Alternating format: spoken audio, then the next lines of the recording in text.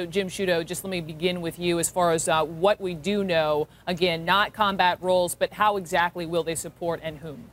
Well, this is expanding the role that they have right now, which is principally to train and advise Iraqi security forces in their fight against ISIS. But this is a significant, substantial increase in that number, about doubling the number of U.S. forces on the ground so far. And here's the other significant development here, Brooke, and the statement establishing this, that they will no longer be confined. These are the U.S. military advisors to Baghdad and Erbil in the north, where they've been confined so far. We reported last week that plans were in development to deploy some of those U.S. military advisors to Anbar province, for instance. Anbar, which is now controlled, 80% controlled about by ISIS, a key province close to Baghdad, just to the west of Baghdad, deploying U.S. military advisors out to assist Iraqi forces there.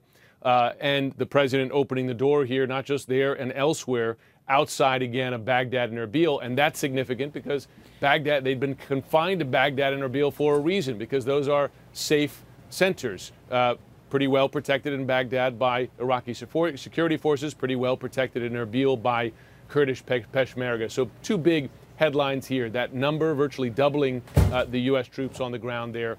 Again, not as combat troops, but as advisors to the fact that they will no longer be confined to those two main urban centers. Yeah. The Obama administration will request an additional $5.6 billion for what's known as OCO. These are overseas contingency operations, activities to degrade and ultimately defeat ISIS. So in addition to these troops, the president asking for the money he will need to fund having further U.S. military advisors on the ground there and the troops to protect them. Another point I may make to your question as to why now. The White House and military officials have been saying to me in the last couple of weeks that Iraqi security forces are finally, in a limited form, but finally taking the fight to ISIS and making some gains in certain areas. They were able to take back, for instance, a key border crossing between Iraq and Syria at Rabia in the north near the town of Zumar.